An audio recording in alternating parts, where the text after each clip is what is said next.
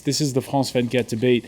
We're wondering if France's working-class suburbs, the banlieues as they call them in French, are becoming more violent over the past couple of years. This following the brutal killing by stabbing and bludgeoning of two youths after what was a manhunt by a gang. This took place on Friday evening. With us to talk about it is France 24's Salima Belhaj, attorney Tony Kennebrew. We have with us Charles Ginavinovich of the Conservative UMP Party and Laura Slimani of the Socialists. The French president towards that suburb of Grenoble when a resident, who public broadcaster France 2 was following, shouted out from her balcony. Take a look. Excuse me, sir. I have a 19-year-old son. He was beaten up for looking at someone the wrong way. Thank God he isn't dead. I'm lucky. I was going to write to you. Today you're here, so I'm telling you, their death should not be in vain. They won't be. Things have to change in Grenoble. It's like Texas here. Where are we, Mr. President? I voted for you. All these people voted for you. They have a right to security, and that is what I came here to give them. Security, justice, and success. All right, Laura Slimani, the pressure is on, huh? The pressure is on. It's legitimate that people have concern and that want to be secure in their area where they have lived and where they're also often very attached to. And I think what you can see is the big difference that you have, because you have the exact same sequence with Sarkozy a few years ago, responding to a person who is also, talking to them throughout their window, saying, well, we're gonna, and we can in fact, if I'll interrupt you here, we can in fact show it. That call from the balcony speaks tomes to the French, who remember very well. It was Nicolas Sarkozy gearing up for his run for president back in 2005. He got a similar call. This was in the Paris suburb of Argenteuil. You've had enough of the scum. We're going to get rid of it for you. I don't know what to say, because I think the difference is clear for everyone. You have one person who advocates for justice, for success for everyone, and security for everyone, which are things that we all agree on and that we should all agree on. And you have one person who... But you mentioned in part one of our discussion that what happened, the killing of those two young men, was an isolated case. And you heard that woman there say that this kind of threats and things happens all the time. But I think there's a difference between this crime, which is obviously very shocking for everyone, and that fortunately doesn't happen every day in this area, and daily minor crimes that on the long term start bothering people a lot and making them feel unsafe in their own neighborhood. But I think what you can see in Sarkozy's reaction is that he kept opposing people to one another instead of trying and finding solutions. It's been 20 years that it's the same. There is isolated case like the killing of Kevin and Sofiane, but this killing happens in front of high school too much times in the last 20 years, because the government, right or left, didn't know how to deal with the suburbs they created. There's regularly cases that come up, Salima, of students hitting their teachers. Yeah. There's one that came up just recently. What should be done? As we said in the first part, I think that if there is more police in the suburbs, they have to have a team for repression and one for prevention. Prevention is extremely important and done with respect. Because as I said, those people of the suburbs are saying that we don't respect us. Look what they gave us as a house. When he was president, Nicolas Sarkozy said that the police's job isn't to organize football matches. Do you agree with what Salima was just saying, that part of the police's job should be to build bridges with the community? Well, prevention is not football matches. Police has to be strong on repression. It is true. 2 years before Sarkozy's intervention, we had strong riots in every part of France, and today nothing has changed. What we are looking for today is reaffirming our values. This is why we have done, when we were in power, a big debate on national identity, for more integration. If you reaffirm what we stand for, what are French values, This How Sorry, how but- you how do it? How you do it? you do that at school, that the for same- example. You do realize that It's exactly the same topic because you do that at school, and we were talking about these kids at school, unschooled, with 25% of unemployment rates in these suburbs. If you handle them in the schools, Even more. 40%, not 25, 40. if you handle them in the schools, if you give them the values of laicity, if secularism, actually, if you give them also our values, our laws, and at school, at first, then they will respect them during the life. Nicolas Sarkozy did something that was quite interesting. He decided to install the Tribunal Correctionnel pour Mineurs, Criminal court for youth. Yes, thank you very much. Criminal court for youth. Exactly, And the socialist government right now believe that this should be changed with Madame Taubira, The justice right, minister. the justice minister, who would like to get rid of these tribunal, the criminal courts for youth. This was an answer from Nicolas Sarkozy, because maybe if the youths who killed Sofiane and Kevin were treated in front of a criminal court, they would be in jail today instead of having to go before a tribunal for youths. That's an important point. A lot of those that are being questioned right now by police have criminal records. They have criminal records, and some of them violent. Exactly, and had they gone through a criminal court for the youth, they would be in jail instead of be out on the street. So this is something that that should be looked at also, whether or not, if in fact Nicolas Sarkozy was right to have installed the criminal courts for the youth, or whether or not, well, many of the judges for the Tribunal pour Enfants, for the Tribunal for the Youth, do not like the fact that there's this criminal court for the youth. You have to understand, in France, when you're a minor under the age of 18, normally you go in front of a court that's called the Court for the Youth. It's not a criminal court. It's more like the judge saying, okay, we're gonna give you another chance. He kind of hit you on the hand. They be like parents, because often the parents are absent. Whereas the criminal court would mean that these youth will be judged by the law, and not necessarily before a judge who's going to say, well, we're going to let you free. So where do you put it? Where do you put the age limit, Tony?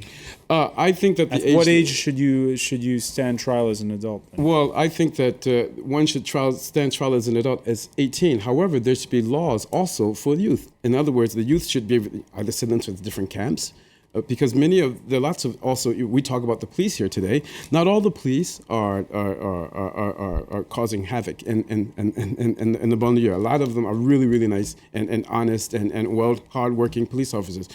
But the law should also, for youth, the criminal laws should apply also to the youth, so that in certain ways, not necessarily putting them in prison, but sending them to some type of a camp, getting them out of these streets, getting the youth, these bad apples, these bad tomatoes out of the streets. Also, I want to come back to another subject that was said earlier about the house. Now, I did my PhD in French literature on the philosophy of the meublement, and I believe that there's a correlation between the physical world and our spiritual world, meaning that when you put someone inside of a house that's much Housing better, projects. the housing projects, if you change the housing projects and if you change the schools, I saw this in the Blomenil, they're doing a lot for the youth there. They're changing the housing projects, they're making new places, they're making new schools. This is a first step. Of course, this can be criticized, but this is also affecting the psyche of these students, of these kids, and of these families. This is very important. And as French, we should know in French literature, with Zola and with Baudelaire and with Flaubert, the decor, the housing is very important. All right, Salima Belhaj, your parents' neighborhood, over the past 20 years, has it improved or has it gotten worse? It has changed because the last government has created what we call in France grand projet de ville. It's actually to destroy those Great tower Wall of blocks. China over France and to create like a 4-floor high building instead of 25-floor high. but So this is it's still good for changed a little. And but does it change mentalities? No, because first of all, even the people were, lost to lose their first house. When some of these buildings were destroyed, some people, they cried because it was like 20 years of memory away. Even if it's, not really big houses and everything. But as I said, it has changed in 4 years. It's not enough to Right. ask people for changing. By the way, back in 2010, that Échirolles suburb of Grenoble was already in the news for the wrong reasons. There'd been a botched heist at a nearby casino, the cops returning fire, killing one of the suspects, and sparking a full-blown riot. The then president, Nicolas Sarkozy, gave perhaps the toughest law and order speech of his term. Quand je regarde les rapports de police, When I see police reports in which 12 or 13-year-olds at 1 in the morning in a city neighborhood throw Molotov cocktails on a passing bus, isn't there a problem with the parents' responsibility? The idea isn't to punish, it's to spark a reaction. il s'agit de faire réagir. Same for family subsidy payments. De même, la question des When a allocations family familiales. fails to signal its child no longer goes to Quand school, une famille ne signale pas can this son family enfant continue to go to the Family Subsidy Bureau for its welfare checks continuer à aller au bureau as if nothing happened? d'allocations familiales pour percevoir les allocations comme s'il ne s'était rien passé? Laura Slimani, Tony Kennebrew mentioning some of those involved in this horrible killing in Grenoble, underage. Should the parents be held accountable? I think these people have to be judged, and I think that then we will see whether the parents were accountable or were not. But the issue is to say that maybe there are things that could have been done beforehand. But should the And parents be held accountable? I think they have to be heard. You know, if these people are minor, the parents have to be heard, and they're always heard in these kind of cases. But I think the question is not to react too quickly after this act, and is to consider the police are investigating and the judges have to make their judgment, and we cannot interfere with this judgment. What we have to think is what are the profound causes of these recurrent crimes in suburban areas, and what are the profound causes of the fact that a lot of people there feel insecure and also feel abandoned by public services and by the Republic, and we have to send signals. As I said, the discourse has to change, but there are also a lot of jobs, 150,000 jobs will be created in 2013, especially directed towards people from suburban areas. There are the Emploi d'Avenir. There's also the priority security zones that were developed, etc., etc. Tony Kennebrew, you mentioned making the youths more responsible for their actions. How about their parents? What should the parents do? Well, the way the French law is set up is that the parents can be responsible. But as I said, these youths, when they commit a crime, often they're sent before a tribunal for youth, and most of the time The ones that you meet in your working class suburb, what kind of rapport do they have with their parents? It's mixed. You have families where the father's present. You have families where the father's not present. You have families that are from Algeria. You have families who are originally from Morocco or from Tunisia, countries that I've visited. And I've also visited many of their cities in Algeria, and the Kabylie, and Tizi Ouzou, and Algeria, and all these Boueda, all these different places in Algeria. And most of the time, these youth in Algeria or in Morocco and Tunisia, they respect their family. There's this close family link. However, when they're here in France, there's a problem with identity. There's a problem with finding a job. There's a problem with the way they are seen, the way they're perceived by the French. By the mainstream in France. These are things that will have to change, and they are changing, because France is a country that is working toward democracy. It's a country that's working toward people rights being respected. There's a European Convention on Human Rights. France is trying very, very hard to respect this convention. France is also one of the countries that's condemned the most, sentenced the most for having violated their Human Rights Convention. However, France is doing a lot. So I think that we have to also look at what France is trying to do. It's very, very difficult. You have to get the parents involved. You have to get the police involved, but in a very special way, not necessarily to suppress the youth. But I think that the police should be trained specially to how to deal with the youth and to encourage them. Right. Let's be positive. You were mentioning the European Court of Human Rights. They regularly point the finger at France for the length of prison sentences. And the saying is people go in as juvenile delinquents and come out as criminals. Salima Belhaj, I know that the Justice Minister has drafted a bill to try to address some of these issues. How far does it go? It goes like as less repression, as taking case individual case, and as you said, to punish in some other way than going to jail, especially for the youth. So during the time, we have to see how we can work, because those kind of things does exist actually. There is what we call in French travaux d'intérêt général. Public works interest projects. Yes, instead of going to jail, you are going to work as a worker to rebuild the school or something in your area. So we have to see if it can help and if it can be a part of prevention, repression, and helping the youth out of it.